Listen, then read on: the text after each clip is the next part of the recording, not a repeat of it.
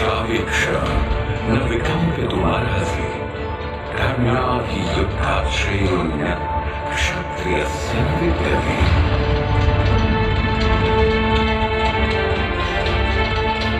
भय मुक्त हो तुम्हें अपना कर्तव्य निभाना है। राष्ट्र सुरक्षा और कल्याण के लिए किए गए युद्ध से बढ़कर तुम्हारा कोई कर्तव्य नहीं। ये क्षत्रिय तैयार रहे। तैयार खड़े हैं, किसकी हिम्मत तुझे सताए, ताकतवर होशियार बड़े हैं, किसकी जुर्रत आग उठाए। तैयार खड़े हैं, किसकी हिम्मत तुझे सताए, ताकतवर होशियार बड़े हैं, किसकी जुर्रत आग उठाए। आग के रेगिस्तानों में, नोकीली चट्टानों पर, बर्फ की बेदीवारी में, हर जंगल में, आबादी में रहेंगे, मरते रहेंगे। ऊंची आंखें, तेज नजरें, चौड़े सीने, बलवान बाहें। भारत के वीर सैनिक हैं तो देश सुरक्षित है। भारतीय सेना है तो अमन है, चैन है, आशा है। इन्हीं दिलों के दम पर भारत की हजारों साल पुरानी सैन्य परंपरा जीवित है। परंपरा पराक्रम की, शौर्य की, बलिदान की और प्रेरणादायक नेतृत्व की।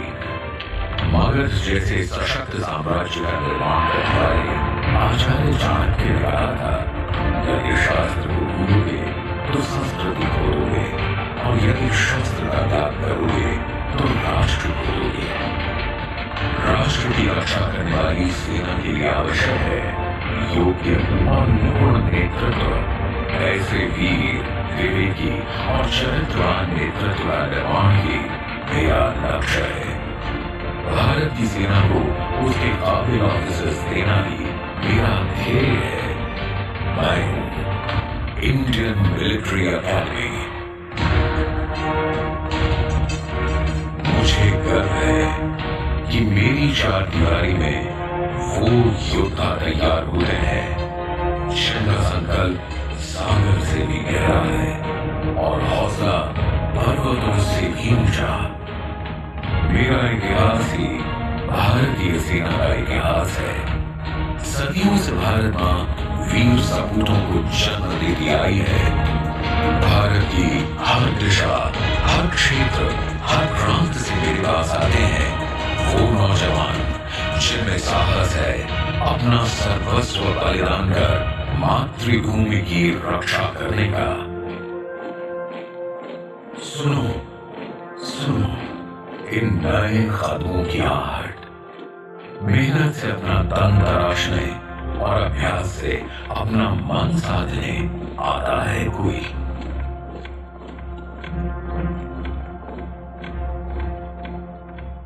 कौन हो तुम?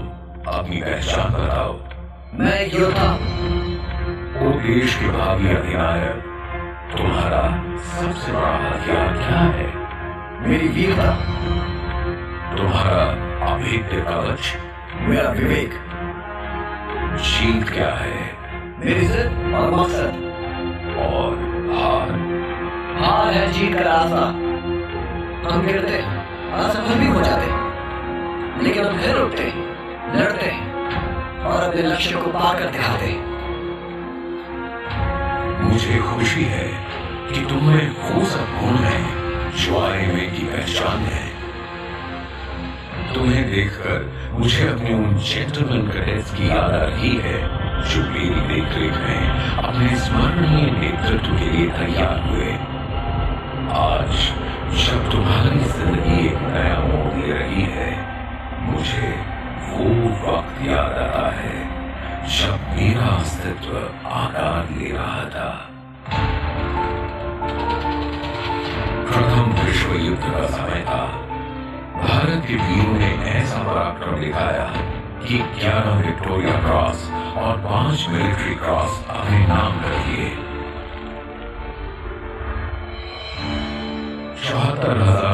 ज्यादा सैनिकों के भारी बलिदान ने अंग्रेजों का दृष्टिकोण बदला और मॉन्टेगू चेम्सफोर्ड रिफॉर्म्स लाए।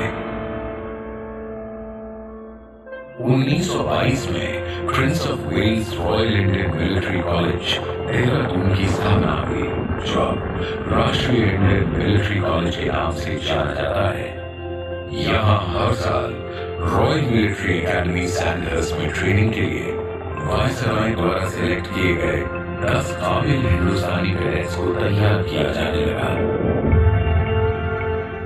इसी दौरान स्वदेश के प्रभावशाली विचारकों ने मांग उठाई, भारत की सेना भारत की जमीन पर तैयार हो और इसके ऑफिसर्स भी भारतीय हों।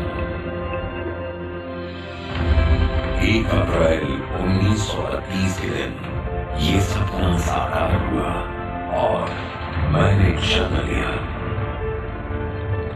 रेलवे स्टाफ कॉलेज की इमारतें और 155 एकड़ में फैले मैदान भारतीय सेना के ऑफिसर्स के प्रशिक्षण के लिए तैयार किए जाने लगे।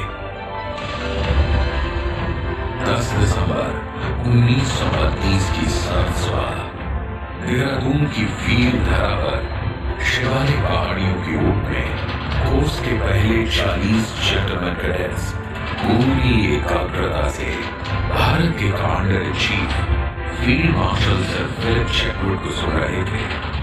The safety, honor and welfare of your country come first, always and every time. The honor, welfare and comfort of the men you command come next.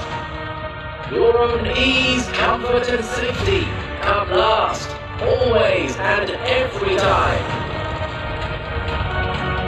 उनकी कही वो बात आज भी भारत के प्रत्येक सैन्य प्रतिष्ठान में गूंजती है और अधिकारियों को उनके कर्तव्य और सम्मान के लिए पुकारती रहती है।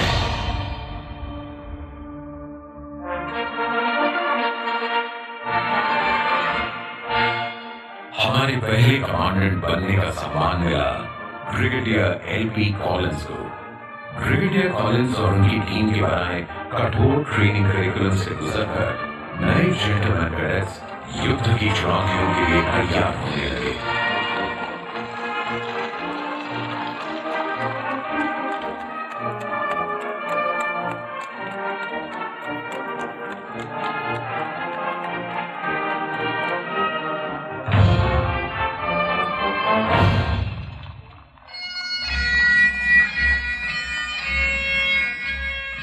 दिसंबर 1934 के दिन 40 में से 29 जेंटलमैन कैडेट पास आउट हुए और उन्हें पायनियर्स कहकर पुकारा गया। ये पायनियर्स रहबर बने एक नई सदी के भारत ही नहीं दुनिया के दूसरे मुल्कों की तकदीर के भी।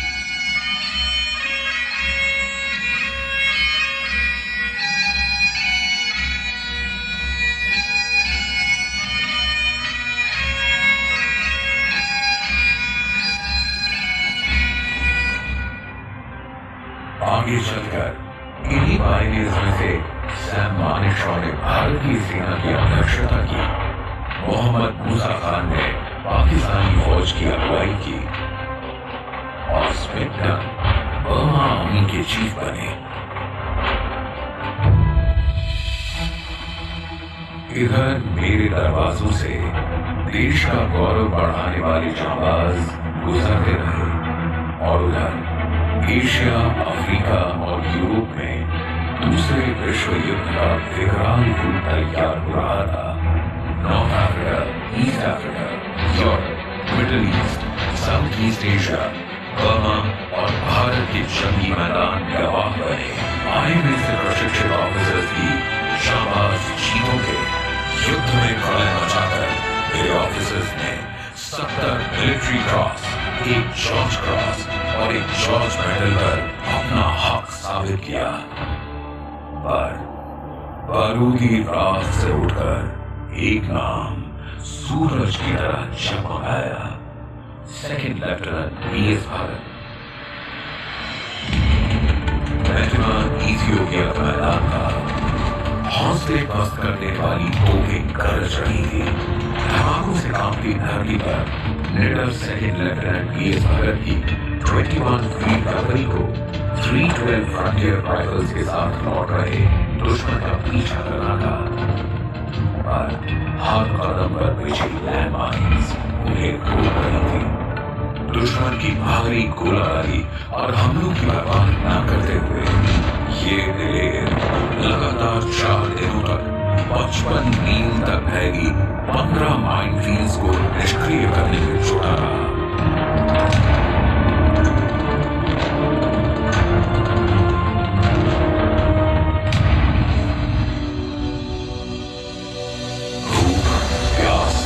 भयानक घावों ने भी इनकी अदम्य वीरता के सामने घुटने टेक दिए। इनके अभूतपूर्व साहस और अनुकरणीय नेतृत्व को सम्मान मिला। ब्रिटिश आर्मी के highest gallantry award Victoria cross का इस प्रतिष्ठा ने हर भारतीय का सिर गर्व से ऊंचा कर दिया। On this fateful day, 2nd Lieutenant P.S. Bhagat became the first recipient of the Victoria Cross in World War II as an Indian commissioned officer. His coolness, persistence and gallantry over a period of 96 hours were of the highest order.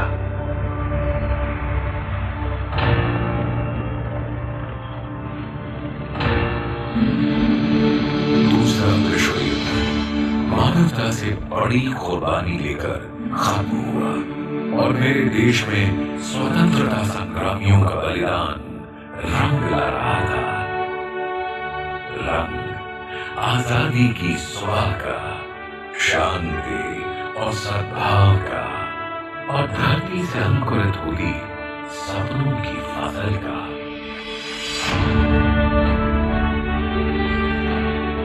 1947 में जब अंधकार के गर्भ से इस राष्ट्र का जन्म हुआ था, तब मैंने भी विदेशी रंगों को उतारकर स्वदेशी चूल्हा उड़ा था। शेटवुड बिल्डिंग पर शान से लगे भव्य तिरंगे को आजाद हवाओं ने सहलाया था।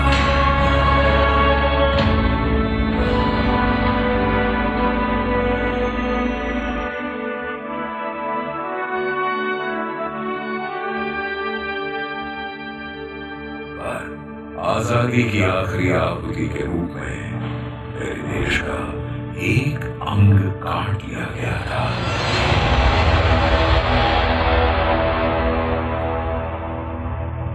देश तो बढ़ा ही, पर एक बंटवारा और हुआ, मेरे कैडेट्स का।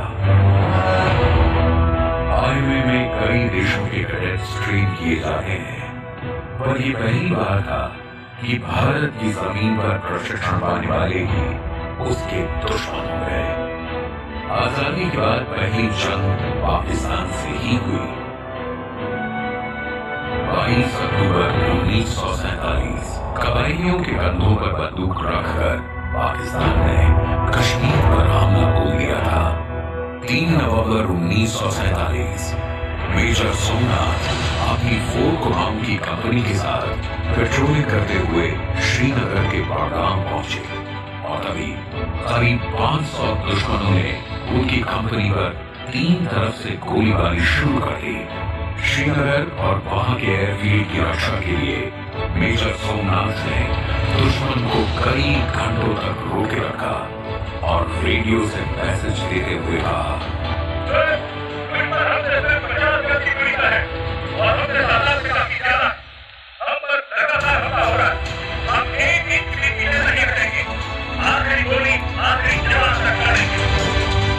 उनके जख्मी हाथ पर पहले ही प्लास्टर बांधा था, पर वे अपना वचन निभाते हुए तब तक लड़े जब तक एक मोटार बम ने उनकी जान नहीं ले ली।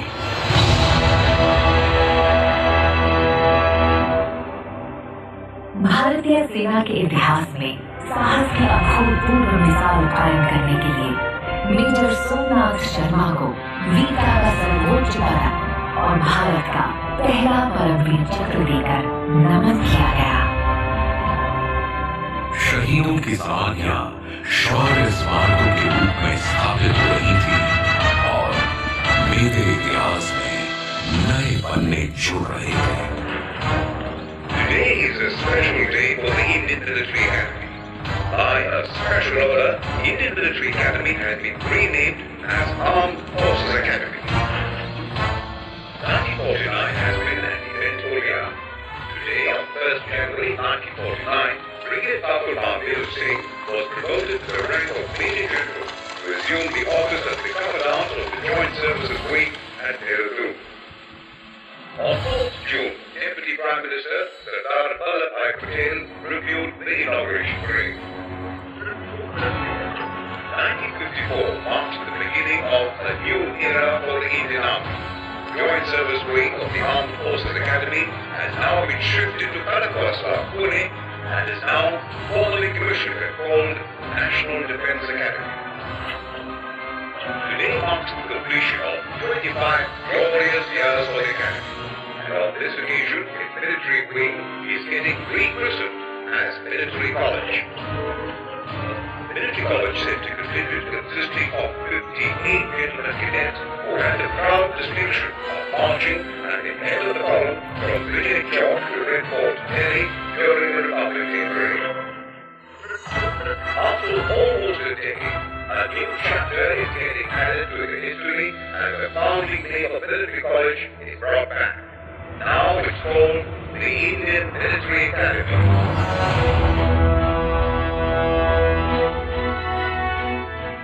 परिस्थितियां बदली, पर ध्रुव तारे सा अटल मेरा लक्ष्य मेरी आंखों से एक पल को भी ओझल नहीं हुआ।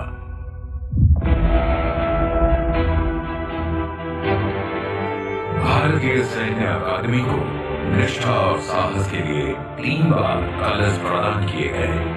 ये कलश प्रतीक है मेरे ऑफिसर्स के बलिदान का और युद्ध में दिखाए पराक्रम का।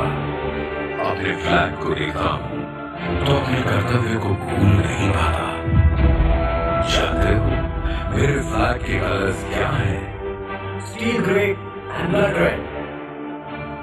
ये रंग है उनके फौलादी हथियार और खून का, जिन्होंने देश की खातिर बलिदान का वक्त चुना। ना ही मेरे झंडे का रंग फीका पड़ता है और ना ही शहीदों की याद धुंधली होती है। आईने का मॉटो जानते हो? वीरता और विवेक। कर्तव्य से भरे वीरता और बुद्धि से भरे ज्ञान।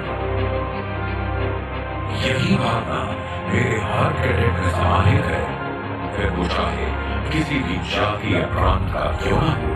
बता सकते हो एक फौज की असली ताकत क्या होती है? उसकी ट्रेनिंग और उसके हथियार और उसका संकल्प। इन सब से बढ़कर एक फौज की असली ताकत होती है उसकी लीडरशिप। जब एक दक्ष लीडर मैदान में उतरता है तो अविस्मरणीय गाथाएं जन्म लेती हैं। उसकी वीरता और सूझबूझ देश ही नहीं बल्कि दुनिया के हर कोने में सराही जाती है, जिसे कैप्टन गुरबचन सलारिया ने साबित कर दिखाया। 5 दिसंबर 1961 एलिजाबेथ वेल कटांगा में तैनात 3-1 गोरखा राइफल्स के captain Gurbachan Singh Salaria UN force का हिस्सा थे। कटांगा के विद्रोहियों द्वारा लगाए गए रणनीतिक रोड ब्लॉक पर पहले ग्रेनेड और रॉकेट लॉन्चर से प्रहार किया गया। आखिर में खोखरी और बायोनेट का इस्तेमाल करते हुए कैप्टन सलारिया ने 40 दुश्मनों को मार गिराया और 2 आर्मर्ड गाड़ियों को नष्ट कर दिया। गर्दन पर गोली का गहरा घाव लग चुका था। जब गिनती की सांसें रह गई तो जज्बे ने किस्मत से कहा, बस एक सांस और, बस एक दुश्मन और, बस एक सांस और, बस एक दुश्मन और। मरणोपरांत कैप्टन गुरबचन सिंह सलारिया परम परमवीर चक्र से सम्मानित किए गए। ये पदक उन्हें असाधारण नेतृत्व और विशिष्ट बहादुरी के लिए दिया गया।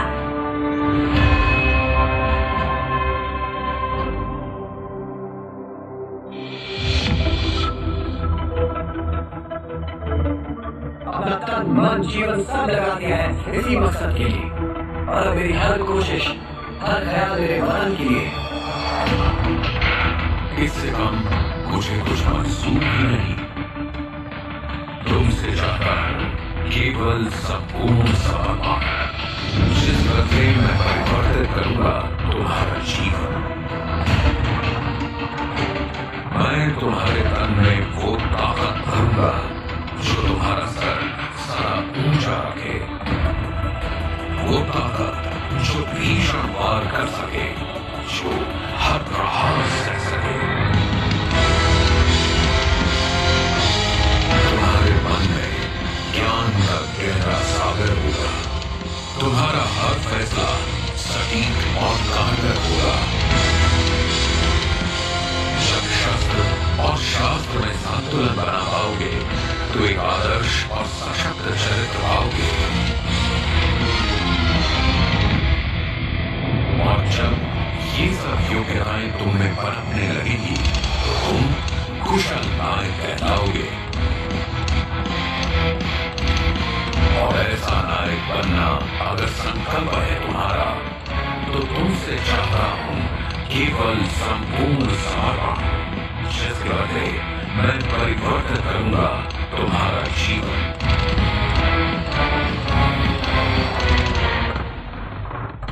वीरता और विवेक के सिद्धांतों को जब अपनाओगे, अपने जीवन का इन्हें आधार बनाओगे, तो अपने लक्ष्य को पाओगे। देशभक्ति का जज्बा तुम्हें अपने माता पिता से मिला, और देश की रक्षा के लिए तुम्हें सक्षम मैं बनाऊंगा। आज से तुम्हारी जिम्मेदारी सेना पर है और देश की जिम्मेदारी तुम पर।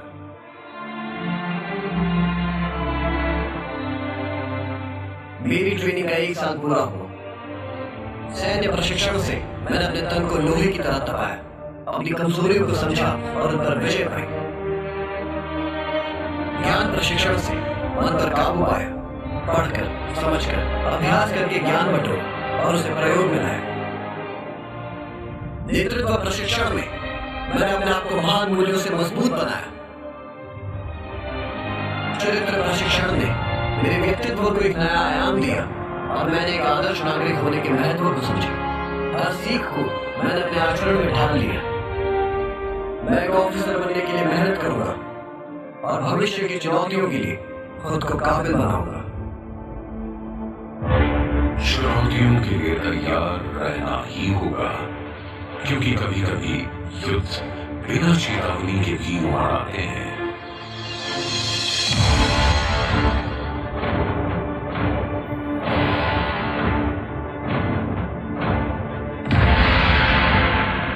चीनी भाई भाई की रट लगाते चीन ने भारत के साथ विश्वासघात करते हुए 1962 में जंग जीत ली थी।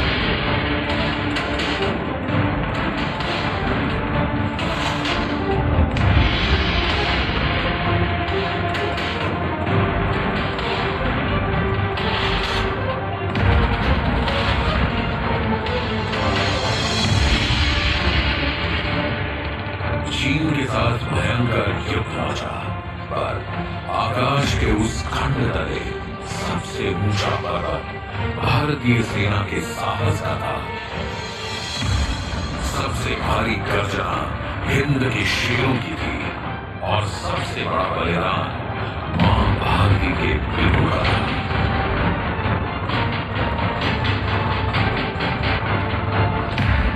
इस युद्ध ने देश और देश की सेना पर बड़ा प्रभाव डाला। भारत को सुदृढ़ करने के लक्ष्य से देश के नेताओं ने प्रयास किए। राष्ट्र को सुरक्षित करने के अभियान में आईएमए का महत्व और अधिक बढ़ गया। 10 दिसंबर 1962 तत्कालीन राष्ट्रपति डॉक्टर एस राधाकृष्णन हमें कलश प्रदान करते हुए हमसे बोले, There is a great responsibility resting on you. The security, the safety, the honor, the self-respect and the prestige of our country are your main concern. We must be well armed, skilled and intelligent. चीन के युद्ध से मिले अनुभव ने IMA में नए सुधारों और उत्थानों को दिशा दी।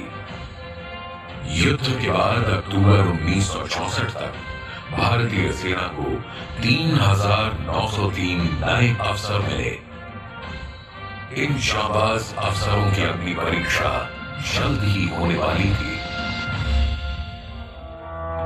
1965 के अगस्त में पाकिस्तान ने जंग का ऐलान कर दिया, तो इधर भारत ने भी उसे उत्तर देने के लिए कमर कस ली।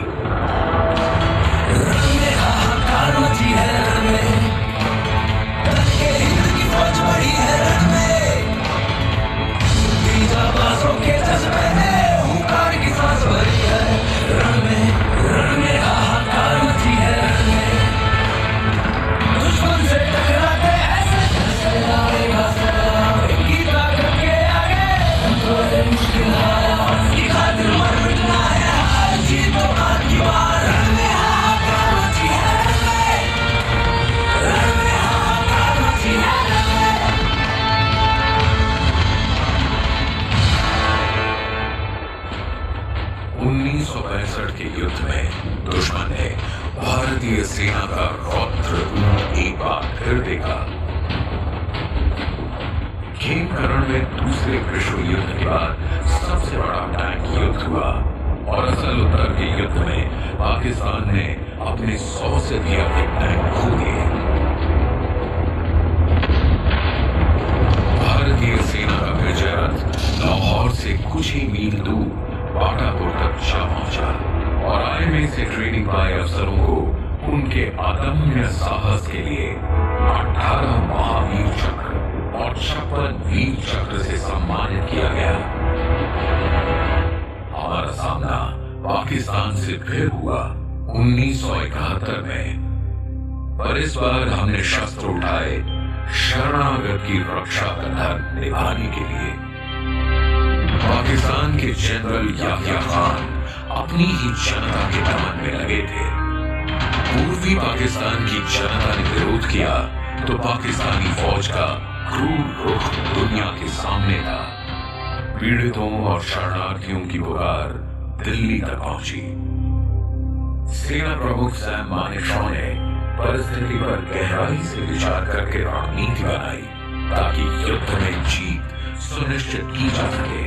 अचूक योजना के साथ भारत की फौज किसी भी तरह के सैन्य अभियान के लिए पूर्णतया तैयार थी और फिर एक दिन उन्होंने रेडियो से पाकिस्तानी फौज को संदेश दिया। Indian army is in Bangladesh. Your air force has been destroyed. You are surrounded on all sides. And if you don't surrender, you will be killed unmercifully. Sam Manekshaw के कुशल नेतृत्व में ये युद्ध केवल 13 दिनों में ही सिमट गया। मायूस हाथों से नियाजी ने अपनी pistol lieutenant general Jagjit Singh Arora को समर्पित कर दी और उनके साथ ही 93,000 पाकिस्तानी फौजियों ने अपने हथियार डाल दिए। ये पहली बार था जब तीनों सेनाओं को एक साथ युद्ध में उतारा गया और इस संगठित प्रयास से बांग्लादेश का गठन संभव हो सका। उस जीत का उत्सव आज भी विजय दिवस के रूप में मनाया जाता है। युद्ध की कठोर जमीन पर ही महान चरित्रों का निर्माण हुआ है। हर भीषण संकट से निकलकर सेना के कुशल नायक बेहतर से बेहतर होते गए। 1971 की जंग ने भारतीय सेना को वो आर्मी कमांडर्स और फील्ड कमांडर्स दिए जिन्होंने अपनी सटीक योजनाओं और प्रेरणादायक नेतृत्व से हमारे सैनिकों को विजय तक पहुंचाया। जबकि 1971 की बात चलती है तो दो शूरवीर लड़ाकों की शौर्य गाथा भी जीवंत हो उठती है। आईएमए के गौरव मेजर होशियार सिंह और सेकंड लेफ्टिनेंट अरुण खेतवाल। 15 दिसंबर 1971 मेजर होशियार सिंह अपनी 3 ग्रेनेडियर्स की कंपनी के साथ पाकिस्तान के इलाके शक्वाल में पहुंचे और उस पर भयंकर लड़ाई के बाद कब्जा कर लिया। उन पर बार बार जवाबी हमले हुए, पर एक ट्रेंच से दूसरी ट्रेंच जाकर वो अपने जवानों का जोश बढ़ाते रहे। उनका गनर जख्मी हुआ तो उन्होंने खुद मशीन गन संभाली। न जान की परवाह की, न गंभीर घावों की, और सीज फायर होने तक न अपनी जिद छोड़ी और न ही अपनी पोस्ट।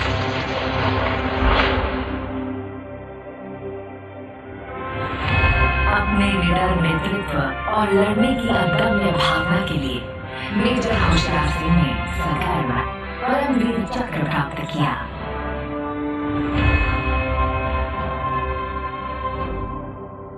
दिसंबर 1971 के दिन मेरे एक और जाबाज ने अपनी बहादुरी से दुश्मन को हैरान कर दिया था। अल्फा स्क्वाड्रन पूना हॉर्स के सेकंड लेफ्टिनेंट अरुण खेतवाल ने खुद से पहल की और दुश्मनों से घिरी ब्रावो स्क्वाड्रन की मदद के लिए पहुंच चले। उन्होंने दुश्मनों के बीचों बीच जाकर कोहराम मचा दिया। पाकिस्तानी टैंक ध्वस्त हो रहे थे। सेकंड लेफ्टिनेंट खेतवाल ऐसे लड़ रहे थे जैसे उनका शरीर वज्र का बना हो और दुश्मन उनके वज्रवाद को सह नहीं पा रहा था। जब उनके टैंक में आग लग गई तब भी वो लड़ते रहे।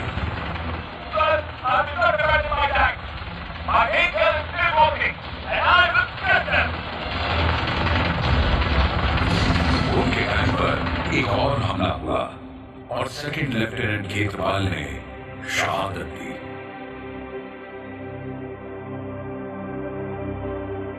विशिष्ट बहादुरी और सर्वोच्च बलिदान देने वाले इस नौजवान को परमवीर चक्र से सम्मानित किया गया। उनका पार्थिव शरीर तिरंगा ओढ़कर घर लौटा और साथ ही लौटी उनकी अमर कहानी।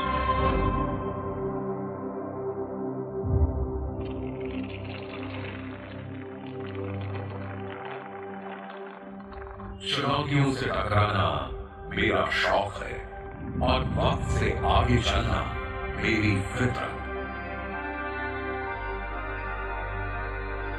मैंने अपना कर्तव्य निभाया और कई शानदार माइलस्टोन्स पार किए। मेरे जेंटलमैन कैडेट्स ने ऊंचे पहाड़ों को सर किया तो नदियों की गहराई भी ना हुई, घोड़ों की रफ्तार पर की तो बर्फ और हवा पर भी सवार हुए। देश को गौरवान्वित करने में मेरे प्रसिद्ध ऑफिसर्स का बहुमूल्य योगदान रहा। खेल का मैदान या जंगल की सुलगती जमीन, दिल में रहा तो बस एक ही चून, फतह, फतह, फतह। आईएमए का योगदान सिर्फ जंग तक ही सीमित नहीं है। साल दर साल मेरे ऑफिसर्स ने हर मोर्चे पर अपने कर्तव्य को निभाया, फिर चाहे वो सीमा सुरक्षा हो या आंतरिक सुरक्षा। ऑपरेशन बजरंग और ऑपरेशन राइनो से असम में उपद्रव शांत किया जा सका। नागा हिल्स में चलाए गए ऑपरेशन ऑर्किड से इंसर्जेंसीज काबू में आई। 80 के दशक से मणिपुर में चला रहा ऑपरेशन हिफाजत राज्य की अखंडता को सुनिश्चित करता है। हर विद्रोह, हर अशांति पर हमारी फौज तत्परता से तैनात रही और संघर्ष करती रही। पाकिस्तान की घुसपैठ हो या विरोधी शक्तियों का हमला, श्रीलंका और म्यांमार की सीमाओं पर किए गए सफल ऑपरेशन या देश के भीतर 2008 में हुआ मुंबई आतंकी हमला, हमारा कर्तव्य किसी सीमा में नहीं बना। कश्मीर में ऑपरेशन सद्भावना द्वारा जहां नौजवानों और महिलाओं को शिक्षा, स्वास्थ्य और उचित जीवन स्तर मुहैया करवाया गया, वहीं ये भी सुनिश्चित किया गया कि देश पर कोई भी संकट आए उससे पहले हमसे टकराना पड़ा। जब मेरे दुश्मन बाज नहीं आए तो मैं कैसे रुक सकता हूं? 1999 पाकिस्तानी फौज ने करगिल में घुसपैठ की तो वतन के मतवाले फिर चले दुश्मन को सबक सिखाने। इस दुर्गम लक्ष्य को साधने के लिए भारत के दुर्जय रणधीर बढ़े तो शिखर पर चढ़े बैठे शत्रु को पराजय के तल की तरफ धकेल कर ही हमें। करगिल युद्ध में अनेक लड़ाइयां भारत के पराक्रमी सैनिकों ने अपनी संकल्प शक्ति से जीती, पर एक समय ऐसा भी आया था जब तुललिंग टॉप पर काबिज दुश्मन ने हमें कई दिन तक रोके रखा था। पर कहते हैं ना, है कौन विघ्न ऐसा जग में टिक सके वीर नर के मग में। हम ठोक ढेलता है जब नर पर्वत के जाते पांव उखड़। मानव जब जोर लगाता है पत्थर पानी बन जाता है। साहस के धनी भारतीय फौजियों ने अद्वितीय वीरता और बोफोर्स ऑफिसर्स के सहारे 13 जून को तुललिंग टॉप पर तिरंगा फहरा दिया और इस विजय ने दुश्मन की कमर तोड़ दी। फिर सिलसिला शुरू हुआ जीत की एक लंबी दास्तान का। 7 जुलाई 1999 युद्ध के शिखर पर captain Vikram Batra 13 Jammu and Kashmir rifles के जवानों के साथ करगिल के पॉइंट 4875 पर कब्जा करने पहुंचे। क्लोज कॉम्बैट में पाकिस्तानी ज्यादा देर टिक नहीं पाए। कैप्टन विक्रम बत्रा ने 5 दुश्मनों को मार गिराया। शरीर पर लगी गोलियों से ज्यादा कैप्टन बत्रा को मिशन की फिक्र थी। जब तक पॉइंट 4875 पर भारतीय फौज का हमला नहीं हो गया, कैप्टन विक्रम बत्रा ने जिंदगी को थामे रखा और अंततः वीर गति को प्राप्त हो गए। विशिष्ट व्यक्तिगत बहादुरी, उच्चतम युवा नेतृत्व और सर्वोच्च बलिदान के लिए कैप्टन विक्रम बत्रा को मरणोपरांत परमवीर चक्र से सम्मानित किया गया। खुद चलकर देश का भविष्य रोशन करने वालों में लेफ्टिनेंट मनोज कुमार पांडे का नाम भी दर्ज है। ऑपरेशन विजय के दौरान साहसपूर्वक नेतृत्व से उन्होंने बटालियन में घुसपैठियों को भारी नुकसान पहुंचाया। 3 जुलाई 1999 को खालूबार ब्रिज की ओर से एडवांस के दौरान 111 गोरखा राइफल्स की एक प्लाटून का नेतृत्व करते हुए उन्होंने 2 बंकर तबाह कर डाले और 4 दुश्मनों को मार गिराया। शरीर पर गोलियों के घाव थे, पर लेफ्टिनेंट पांडे के हाथों से हथियार नहीं छूटते थे।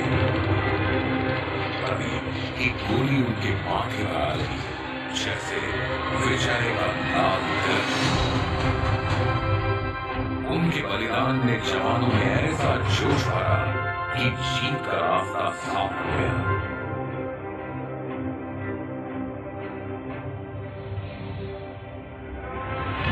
विशिष्ट वीरता, अदम्य साहस और कर्तव्यपरायणता के लिए लेफ्टिनेंट मनोज कुमार पांडे मरणोपरांत परमवीर चक्र से सम्मानित किए गए।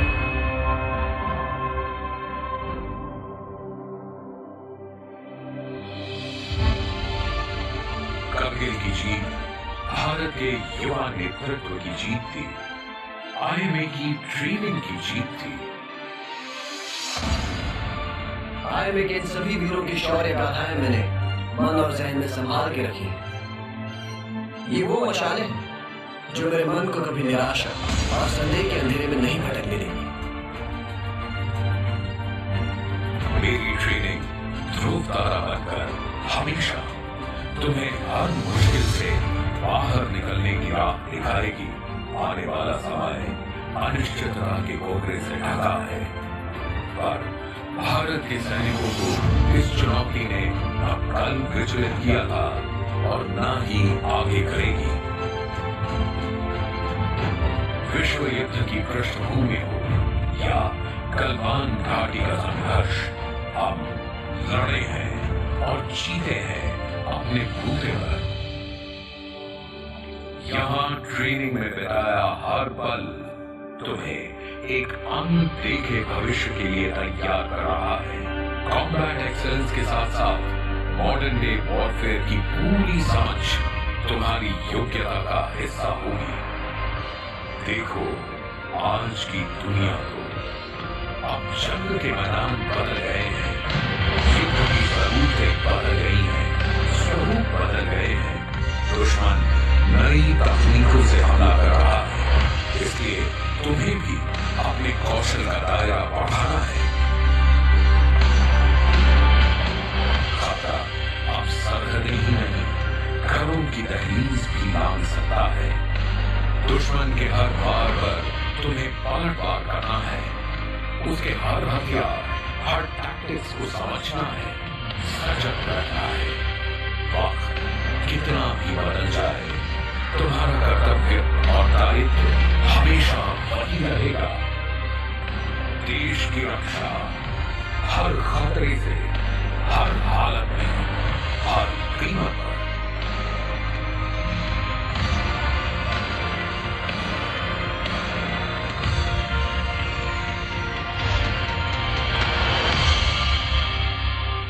अपना ये कर्तव्य मैं हर सूरत में पूरा करूंगा। आय में से मैं एक लेफ्टिनेंट, एक काबिल ऑफिसर बनकर देश की सेवा में निरंतर लगा रहूंगा। सिर्फ एक काबिल ऑफिसर? मैं तुम्हें एक लेफ्टिनेंट ही नहीं बल्कि एक बेहतरीन लीडर बनाना चाहता हूं, क्योंकि एक लीडर हमेशा आगे बढ़कर कर्तव्य निभाता है। एक लीडर पहले सोचता है और फिर कार्यवाही करता है। लीडर हमेशा जीत की तैयारी करता है और जीत कर दिखाता है। तो क्या बनोगे तुम? एक वॉरियर लीडर अपने देश के लिए, देश के भविष्य के लिए। मेरी 4 दीवारी में ट्रेनिंग पाने वाले हर कैडेट को मैं अपना पूरा ज्ञान, अनुभव और कौशल देता हूं, बिना सीमाओं में बंधे हुए। यहां सिर्फ भारत के ही नहीं, 34 मित्र राष्ट्रों के 2700 से भी अधिक ऑफिसर्स ट्रेन किए गए हैं। आय में स्थापित है 2 स्तंभों पर, सैन्य प्रशिक्षण और सैन्य शिक्षा। इन्हीं पर भारतीय सेना का संपूर्ण नेतृत्व आधारित है। बेमिसाल प्रशिक्षण से गुजरकर भी अभूतपूर्व लीडर्स का निर्माण होता है और उनके चरित्र को आकार देने में सतत प्रयास करते हैं। आर्मी के कमांडर्स, DCCIs, एडजुटेंट्स और अनुभवी इंस्ट्रक्टर्स।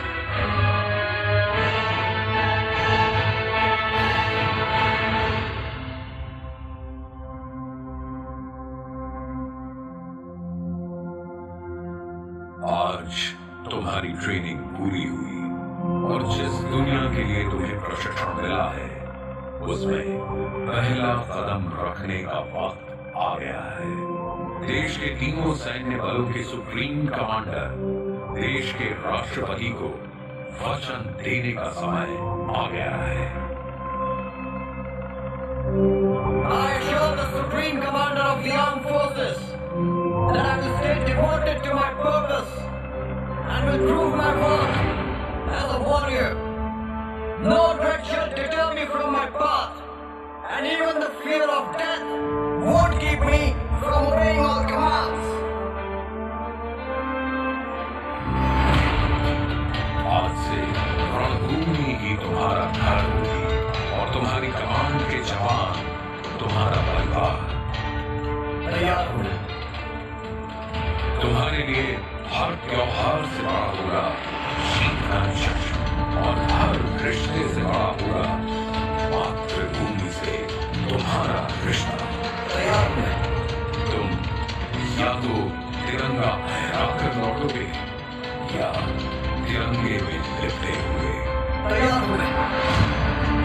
देश के लिए जान लेने के लिए और जान देने के लिए तैयार हुए, बड़े से बड़े बलिदान के लिए तैयार हुए, तैयार हुए, तैयार हुए।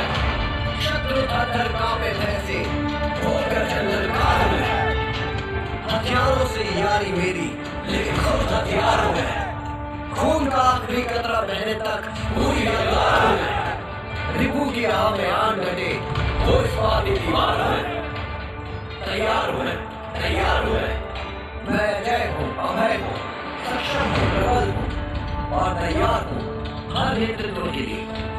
मैं ऑफिसर हूँ, इंडियन आर्मी का योद्धा हूँ, भारत का रक्षक हूँ, निर्बल का अभिमान अपने राष्ट्र का।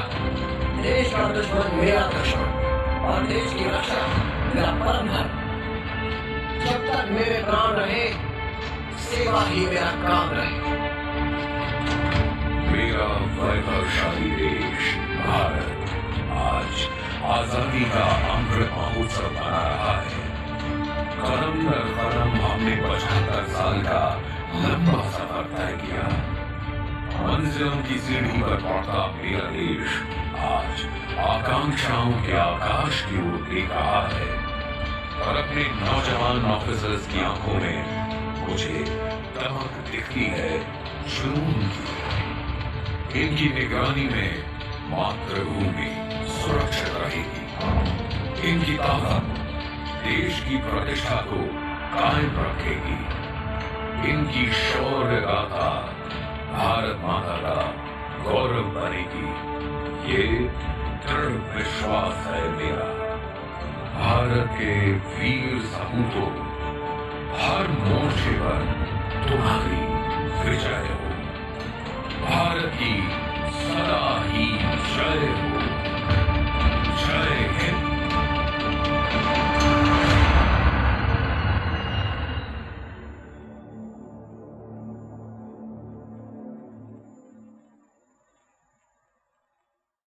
Kindly subscribe D-Day YouTube channel and don't forget to press bell icon.